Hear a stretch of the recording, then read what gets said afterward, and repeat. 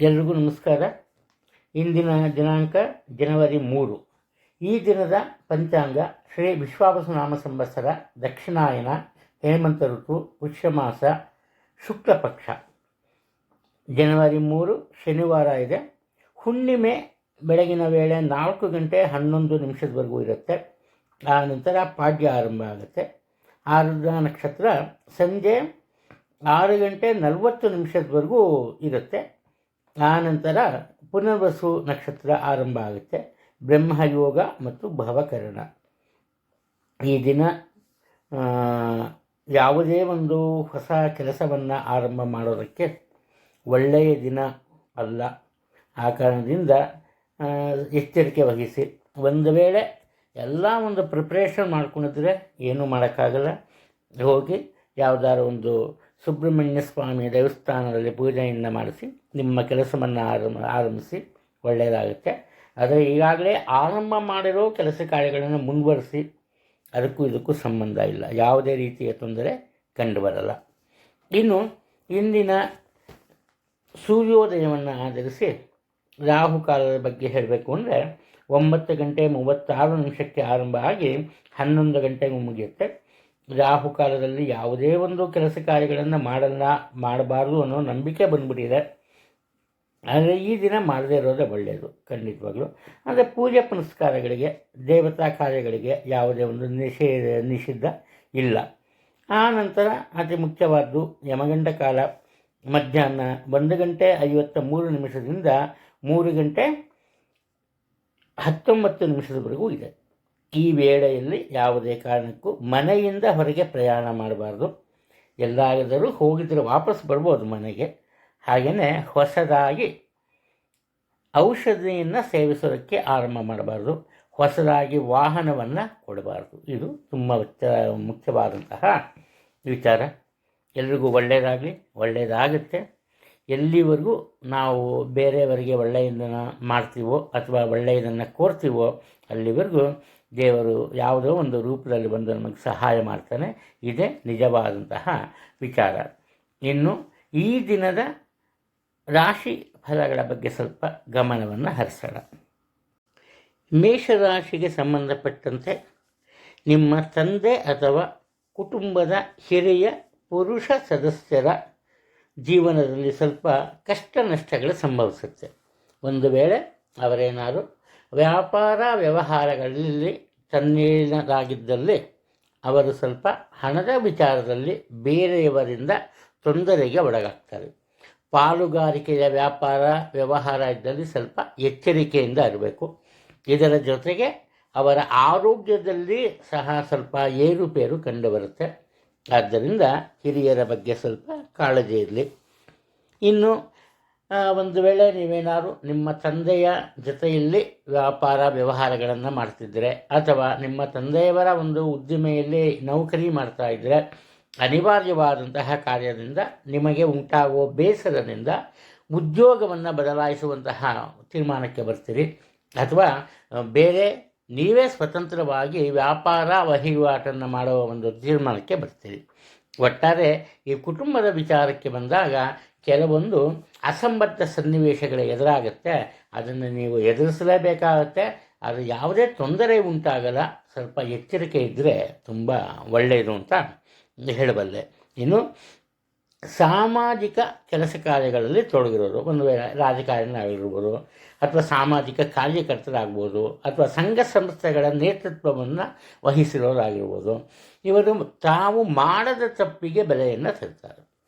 ಒಂದು ವೇಳೆ ತೊಂದರೆ ಆಗುತ್ತೋ ಇಲ್ವೋ ಬೇರೆ ವಿಚಾರ, ಆದರೆ ಬೇರೆಯವರಿಂದ ನಿಂದನೆಯನ್ನು ಖಂಡಿತವಾಗ್ಲೂ ಇವತ್ತು ಅನುಭವಿಸ್ತಾರೆ. ಆದರೆ ಉದ್ಯೋಗದ ವಿಚಾರಕ್ಕೆ ಬಂದರೆ ಮಾತ್ರ ಗುಪ್ತವಾಗಿ ಯಾರಿಗೂ ತಿಳಿಯದಂತೆ ತಮ್ಮ ಹಾದಿಯಲ್ಲಿ ಸಾಗಿ ಯಶಸ್ಸನ್ನು ಕಾಣ್ತಾರೆ. ಹಣಕಾಸಿನ ವಿಚಾರಕ್ಕೆ ಬಂದಾಗ ಉತ್ತಮ ಆದಾಯ ಇರುತ್ತೆ. ಹಾಗೆ ಅದಕ್ಕೆ ಸರಿಸಮಾನವಾದಂತಹ ಖರ್ಚು ವೆಚ್ಚಗಳಿರುತ್ತೆ. ಎಚ್ಚರಿಕೆ ವಹಿಸೋದು ತುಂಬ ಒಳ್ಳೆಯದು.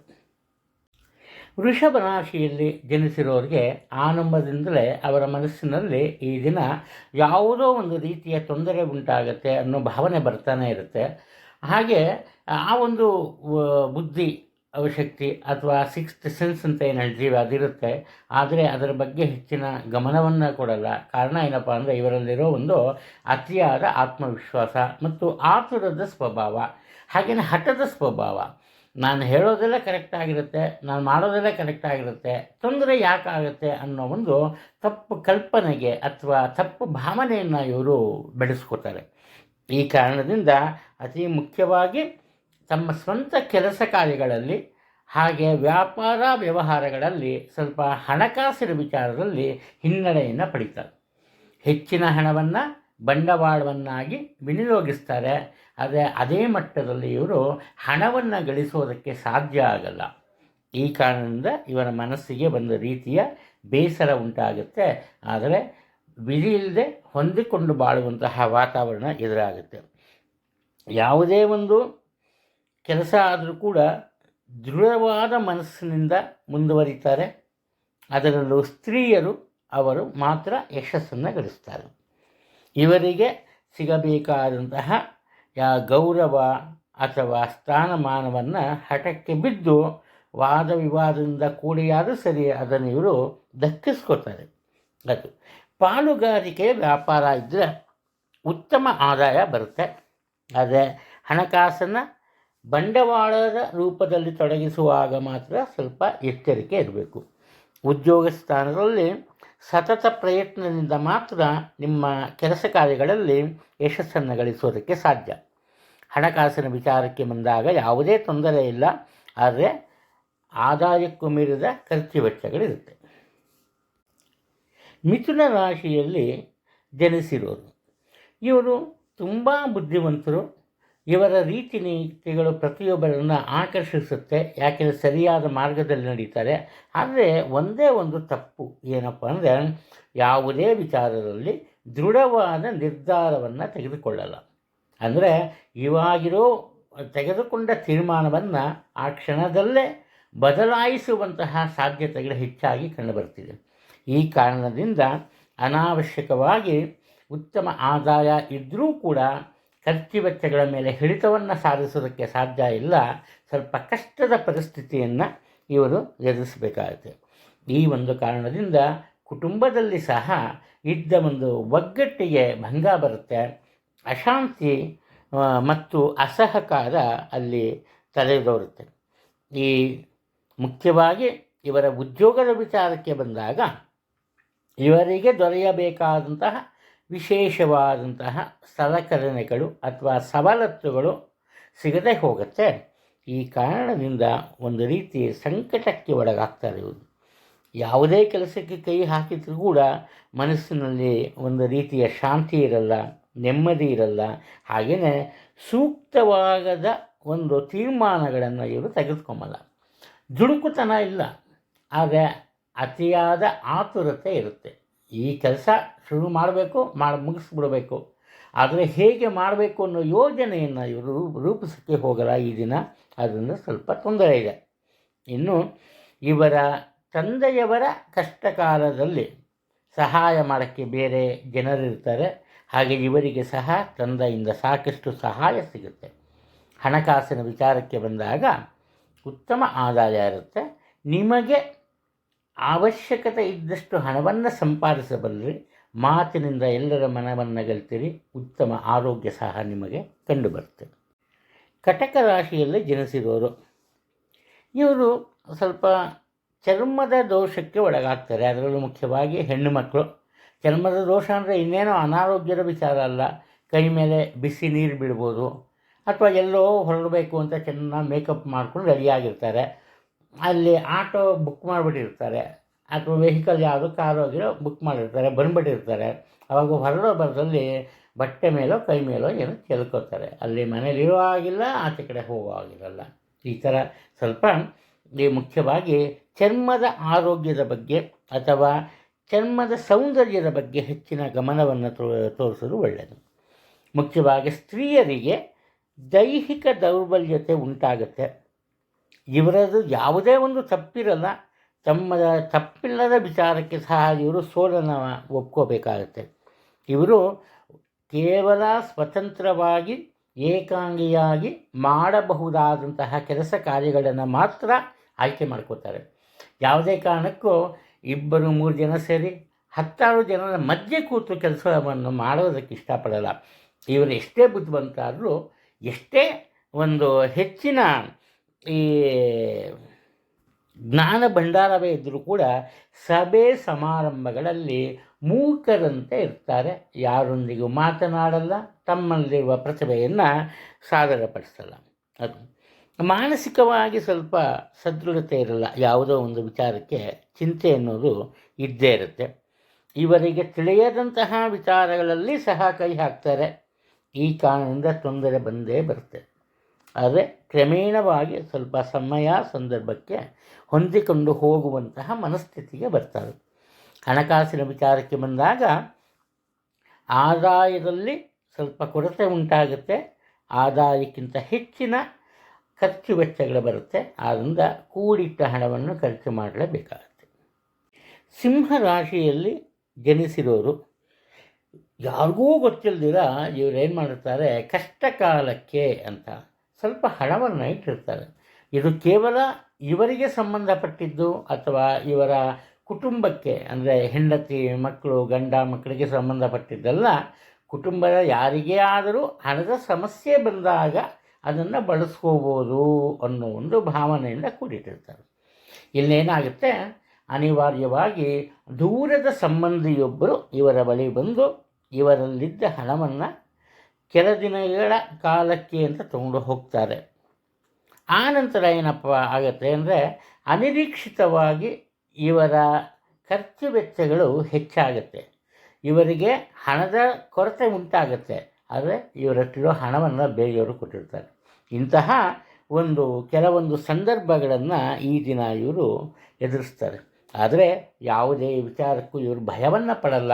ಅದರಲ್ಲೂ ಅತಿ ಕಷ್ಟಕರವಾದಂತಹ ಕ್ಲಿಷ್ಟವಾದಂತಹ ವಿಚಾರಗಳನ್ನು ಮಾಡೋದಕ್ಕೆ ಅಥವಾ ತಿಳ್ಕೊಂಬೋದಕ್ಕೆ ಹೆಚ್ಚಿನ ಪರಿಶ್ರಮವನ್ನು ಪಡ್ತಾರೆ. ಇವರ ಕಾರ್ಯವೈಖರಿಯನ್ನು ಕಂಡ ಪ್ರತಿಯೊಬ್ಬರೂ ಇವರನ್ನು ಪ್ರಶಂಸಿಸ್ತಾರೆ. ಕೇವಲ ಪ್ರಶಂಸೆ ಅಲ್ಲ, ತಮ್ಮ ಕೆಲಸದಲ್ಲಿ ಯಶಸ್ಸನ್ನು ಸಹ ಗಳಿಸ್ತಾರೆ. ಇನ್ನು ಉದ್ಯೋಗ ಕ್ಷೇತ್ರದ ವಿಚಾರಕ್ಕೆ ಬಂದಾಗ ಇವರು ಅಧಿಕಾರಿಗಳಾಗಿದ್ದಲ್ಲಿ ತಮ್ಮ ಅಧೀನದಲ್ಲಿ ಕೆಲಸವನ್ನು ನಿರ್ವಹಿಸುವ ಜನರ ಜೊತೆ ಪ್ರೀತಿ ವಿಶ್ವಾಸದಿಂದ ನಡ್ಕೋತಾರೆ. ಒಂದು ವೇಳೆ ಅವರೇನಾದರೂ ತಪ್ಪನ್ನು ಮಾಡಿದ್ರೆ ಆ ತಪ್ಪನ್ನು ಮನ್ನಿಸ್ತಾರೆ. ಅವರ ಜೊತೆ ಸೇರಿಕೊಂಡು ಆ ತಪ್ಪನ್ನು ಸರಿಪಡಿಸ್ತಾರೆ. ಈ ಕಾರಣದಿಂದ ಇವರಿಗೆ ಉದ್ಯೋಗ ಸ್ಥಾನದಲ್ಲಿ ಉನ್ನತ ಮಟ್ಟದ ಗೌರವ ಲಭಿಸುತ್ತೆ. ಹಣಕಾಸಿನ ವಿಚಾರಕ್ಕೆ ಬಂದಾಗ ಯಾವುದೇ ತೊಂದರೆ ಇಲ್ಲ. ನಿರೀಕ್ಷೆಗೂ ಮೀರಿದ ಆದಾಯ ಇವರಿಗಿರುತ್ತೆ. ಅದು ಖಂಡಿತವಾದ ವಿಚಾರ. ಖರ್ಚು ವೆಚ್ಚಗಳ ಬಗ್ಗೆ ಎಚ್ಚರಿಕೆ ಹೆಜ್ಜೆಗಳನ್ನು ಇಡ್ತಾರೆ. ಕನ್ಯಾ ರಾಶಿಯಲ್ಲಿ ಜನಿಸಿರುವವರು ಇವರು ಸ್ತ್ರೀಯರಾಗಲಿ ಪುರುಷರಾಗಲಿ ತಮ್ಮ ಆತ್ಮವಿಶ್ವಾಸವನ್ನು ಹೆಚ್ಚಿಸ್ಕೋತಾರೆ. ದೈಹಿಕ ಬಲವನ್ನು ಹೆಚ್ಚಿಸ್ಕೋತಾರೆ. ಅಪರೂಪ ಅನ್ನುವಂತೆ ದೃಢವಾದ ನಿರ್ಧಾರಗಳನ್ನು ತಗೋತಾರೆ. ಒಮ್ಮೆ ತೆಗೆದುಕೊಳ್ಳುವ ನಿರ್ಧಾರಗಳಿಗೆ ಸದಾ ಇವರು ಬದ್ಧರಾಗಿರ್ತಾರೆ. ಈ ದಿಢೀರ್ ಬದಲಾವಣೆಯಿಂದ ಪ್ರತಿಯೊಬ್ಬರಿಗೂ ಆಶ್ಚರ್ಯ ಉಂಟಾಗುತ್ತೆ.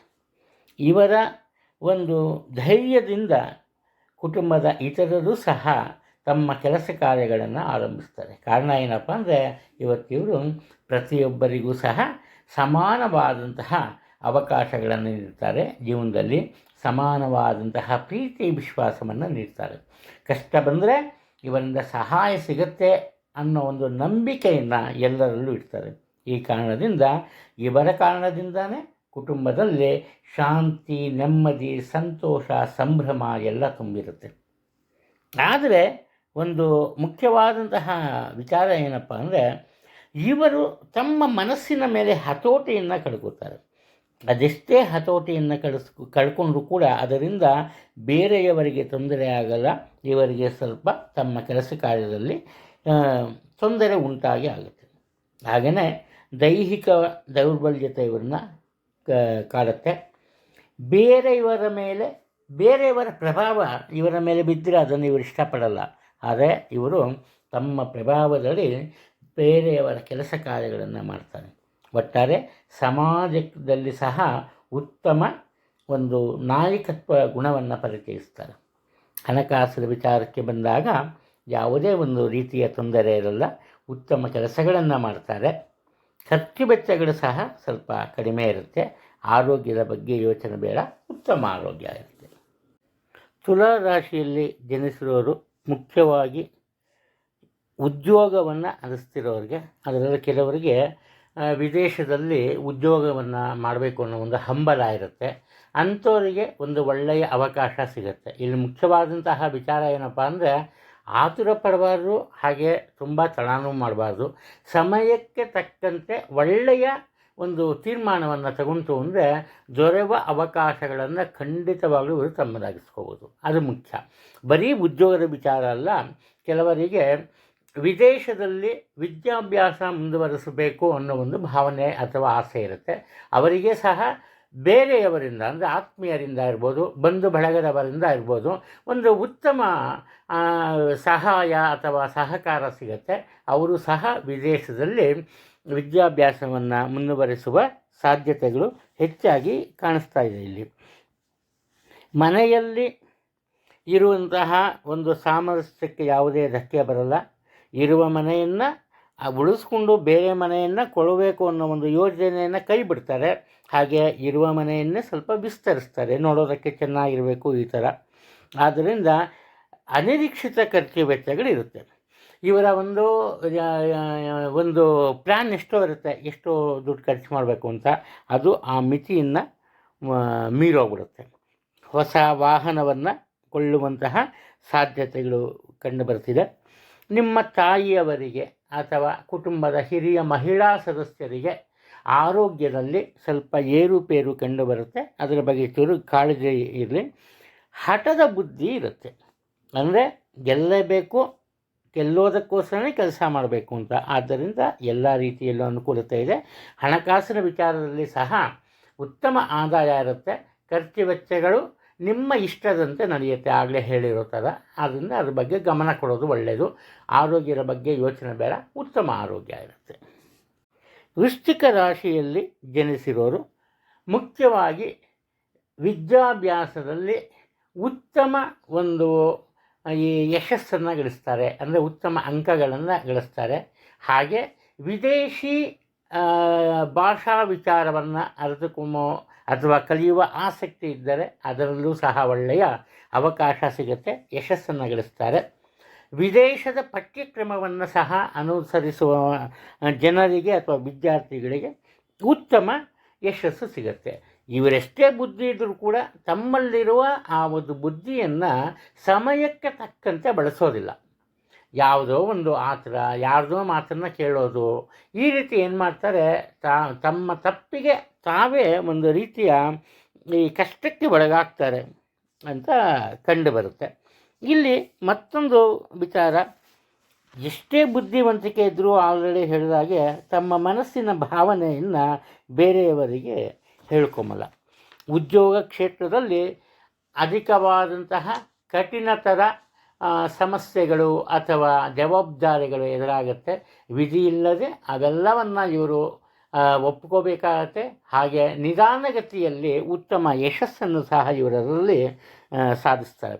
ಯಾವಾಗ ಇವರ ಜವಾಬ್ದಾರಿಗಳು ಜಾಸ್ತಿ ಆಗುತ್ತೆ ಅಥವಾ ಇವರ ಜವಾಬ್ದಾರಿಗಳನ್ನು ಪೂರೈಸುವ ವೇಳೆ ಸ್ವಲ್ಪ ಅಡ್ಡಿ ಆತಂಕ ಉಂಟಾಗುತ್ತೆ, ಆಗ ಅತಿಯಾದ ಕೋಪದಿಂದ ವರ್ತಿಸ್ತಾರೆ. ಅದು ಸಾಧ್ಯವಾದಷ್ಟು ಕೋಪ ಕಮ್ಮಿ ಮಾಡ್ಕೊಳ್ಳಿ. ಮಕ್ಕಳನ್ನು ಚೆನ್ನಾಗಿ ನೋಡ್ಕೊಳ್ಳಿ. ಯಾವ ವಿಚಾರಕ್ಕಪ್ಪ ಅಂದರೆ ಅವರ ಆರೋಗ್ಯದಲ್ಲಿ ದಿಢೀರನೆ ಸ್ವಲ್ಪ ಏರುಪೇರು ಕಂಡು ಬರುವಂತಹ ಸಾಧ್ಯತೆಗಳು ಕಂಡುಬರ್ತಿದೆ. ಹಣಕಾಸಿನ ವಿಚಾರಕ್ಕೆ ಬಂದಾಗ ಅನಿರೀಕ್ಷಿತ ಧನಲಾಭವಿದೆ. ಹಾಗೆಯೇ ಖರ್ಚು ವೆಚ್ಚಗಳ ಮೇಲೆ ಹಿಡಿತವನ್ನು ಸಾಧಿಸ್ತೀರಿ. ಆರೋಗ್ಯದಲ್ಲಿ ಯಾವುದೇ ತೊಂದರೆ ಇಲ್ಲ, ಸ್ವಲ್ಪ ಕಾಳಜಿ ಅಥವಾ ಎಚ್ಚರಿಕೆಯನ್ನು ವಹಿಸಿದರೆ ಸಾಕು. ಧನುರಾಶಿಯಲ್ಲಿ ಜನಿಸಿರುವವರು ಇವರು ತುಂಬ ಬುದ್ಧಿವಂತರು. ಯಾವುದೇ ರೀತಿಯ ಸಂದರ್ಭದಲ್ಲಿ ಬೇಕಾದರೂ ಉತ್ತಮ ರೀತಿಯಲ್ಲಿ ಒಂದು ರೀತಿಯ ಫೈಟ್ ಮಾಡಬಹುದು. ಅಂದರೆ ಹೊಡೆದಾಟ ಮಾಡ್ತಾರೆ ಅಂತಲ್ಲ, ಉತ್ತಮ ರೀತಿಯಲ್ಲಿ ಸ್ಪರ್ಧೆಯನ್ನು ಕೊಡುವಂತಹ ಬುದ್ಧಿವಂತಿಕೆ ಇರುತ್ತೆ. ಆದರೆ ಇವರೇನಪ್ಪ ಅಂದರೆ ಕೋಪ ಬರಲ್ಲ ಇವರಿಗೆ. ಆದರೆ ಕೋಪ ಬಂದರೂ ಮಾತ್ರ ತುಂಬ ಕಠೋರವಾಗಿ ವರ್ತಿಸ್ತಾರೆ, ಉದ್ವೇಗದಿಂದ ವರ್ತಿಸ್ತಾರೆ. ಆದ್ದರಿಂದ ಮೊದಲನೇದಾಗಿ ಇವರು ಮುಂಗೋಪವನ್ನು ಕಡಿಮೆ ಮಾಡ್ಕೋಬೇಕು. ಯಾವಾಗ ಇವರು ಮುಂಗೋಪವನ್ನು ಕಡಿಮೆ ಮಾಡ್ಕೋತಾರೆ ಆಗ ಮಾತ್ರ ಇವರ ಬುದ್ಧಿಮೆತ್ತೆಗೆ ಒಂದು ಸವಾಲಾಗುವಂತಹ ಅವಕಾಶಗಳು ಸಿಗುತ್ತೆ. ಆ ಅವಕಾಶಗಳಲ್ಲಿ, ಆ ಒಂದು ಕೆಲಸ ಕಾರ್ಯಗಳಲ್ಲಿ ಉತ್ತಮ ಮಟ್ಟದ ಯಶಸ್ಸನ್ನು ಸಹ ಇವರು ಖಂಡಿತವಾಗಿಯೂ ಗಳಿಸ್ತಾರೆ.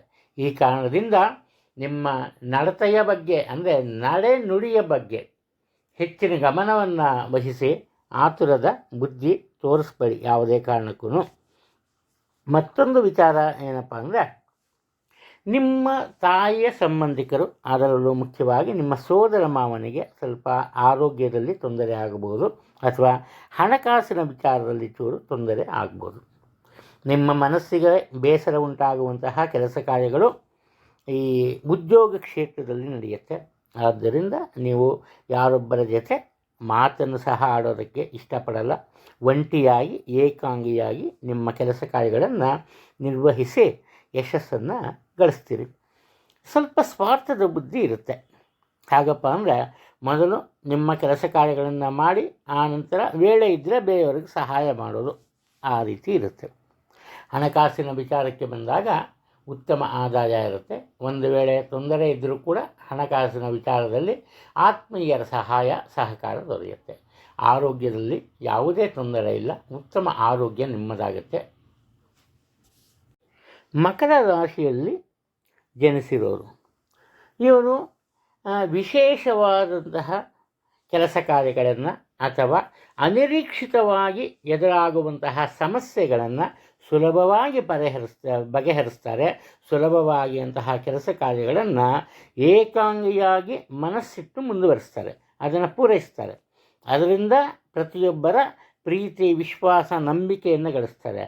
ಆದರೆ ಇವರ ದೈನಂದಿನ ಕೆಲಸ ಕಾರ್ಯಗಳು, ಉದಾಹರಣೆ ದೈನಂದಿನ ಕೆಲಸ ಕಾರ್ಯಗಳು ಅಂದರೆ ಏನಪ್ಪ ಅಂದರೆ, ಯಾವುದೋ ಒಂದು ಇವರ ಉದ್ಯೋಗಕ್ಕೆ ಹೋಗ್ತಾರೆ, ಕೆಲಸಕ್ಕೆ ಹೋಗ್ತಾರೆ, ಅಲ್ಲಿ ಮಾಡಿದ ಕೆಲಸನೇ ಪ್ರತಿ ದಿವಸನೂ ಮಾಡಬೇಕು. ಇಲ್ಲಿವರೆಗೂ ಹಾಗೇನೆ ಮಾಡಿದ ಕೆಲಸ ಮಾಡಿಕೊಂಡೇ ಬಂದಿರ್ತಾರೆ. ಈ ದಿನ ಏನಪ್ಪ ಆಗುತ್ತೆ ಅಂದರೆ, ಇದನ್ನು ರೊಟೀನ್ ವರ್ಕ್ ಅಂತ ಹೇಳ್ತೀವಲ್ಲ, ದಿನನಿತ್ಯದ ಕೆಲಸ ಕಾರ್ಯಗಳಲ್ಲಿ ತಮ್ಮದೇ ಆದ ತಪ್ಪಿನಿಂದ ಒಂದು ಸಮಸ್ಯೆಗೆ ಕಾರಣರಾಗ್ತಾರೆ. ಈ ಸಮಸ್ಯೆ ಕೇವಲ ಇವರಿಗೆ ಸಂಬಂಧಪಟ್ಟಿದ್ದಾಗಲ್ಲ, ಈ ಸಮಸ್ಯೆಯಿಂದ ಕುಟುಂಬದ ಪ್ರತಿಯೊಬ್ಬರೂ ಕಷ್ಟ ನಷ್ಟಕ್ಕೆ ಒಳಗಾಗ್ತಾರೆ. ಹಾಗೆ ಉದ್ಯೋಗ ಕ್ಷೇತ್ರದಲ್ಲಿ ಸಹ ಇಂಥದೇ ನಡವಳಿಕೆಯನ್ನು ತೋರಿಸ್ತಾರೆ. ಇದರಿಂದ ತಮ್ಮ ಸಹೋದ್ಯೋಗಿಗಳ ಒಂದು ಅವಕೃಪೆಗೆ ಒಳಗಾಗ್ತಾರೆ. ಕಾರಣ ಏನಪ್ಪ ಅಂದರೆ, ಇವರ ಒಂದೇ ಒಂದು ತಪ್ಪು ನಿರ್ಧಾರ ಬೇರೆಯವರಿಗೂ ಸಹ ಖಂಡಿತವಾಗಲೂ ಇವತ್ತು ತೊಂದರೆಯನ್ನು ಉಂಟು ಮಾಡುತ್ತೆ. ಈ ಕಾರಣದಿಂದ ಎಚ್ಚರಿಕೆಯಿಂದ ನಿಮ್ಮ ತೀರ್ಮಾನಗಳನ್ನು ತಗೊಂಬೋದು ತುಂಬ ಒಳ್ಳೆಯದು ಅಂತ ಕಂಡುಬರ್ತದೆ. ಯಾರಿಗೂ ನಿಮ್ಮ ಹಣಕಾಸಿನ ವಿಚಾರವನ್ನು ಹೇಳಲ್ಲ, ಸ್ವಂತ ಬುದ್ಧಿಯಿಂದ ಹಣಕಾಸಿನ ವಿಚಾರದಲ್ಲಿ ಮುಂದೆ ಬರ್ತೀರಿ. ನೀವು ಪಾಪ ಪುಣ್ಯದ ಬಗ್ಗೆ ಮಾತನಾಡ್ತೀರಿ. ಹಾಗೆ ಪುಣ್ಯಕ್ಷೇತ್ರಗಳಿಗೆ, ಯಾತ್ರಾ ಕ್ಷೇತ್ರಗಳಿಗೆ, ಕುಟುಂಬದ ಜನರೊಂದಿಗೆ ಕಿರುಪ್ರವಾಸವನ್ನು ಸಹ ಕೈಗೊಳ್ತೀರಿ.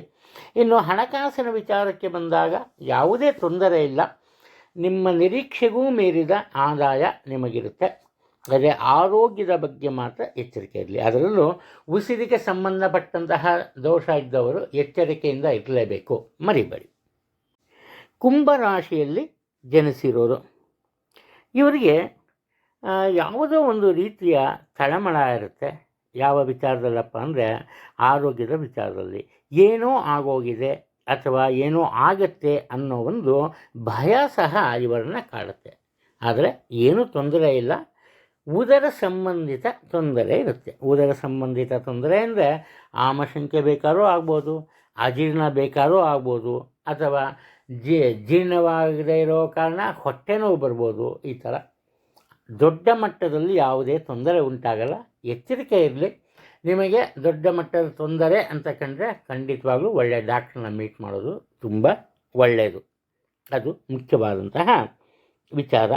ಇನ್ನು ವಯೋವೃದ್ಧರು ಅಂದರೆ ಸುಮಾರು ಒಂದು 60 ವರ್ಷ ದಾಟಿದವರು ಮನೆಯಲ್ಲಿದ್ದರೆ ಅವರ ಆರೋಗ್ಯದಲ್ಲಿ ಸ್ವಲ್ಪ ಏರುಪೇರು ಕಂಡುಬರುವಂತಹ ಸಾಧ್ಯತೆಗಳಿವೆ.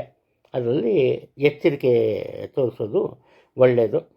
ನಿಮ್ಮ ಹಲವಾರು ಮಾತುಗಳು, ನಿಮಗೆ ತಿಳಿಯದಂತೆ ಆಡಿದ ಮಾತುಗಳು ಭವಿಷ್ಯದಲ್ಲಿ ನಿಜವಾಗುತ್ತೆ.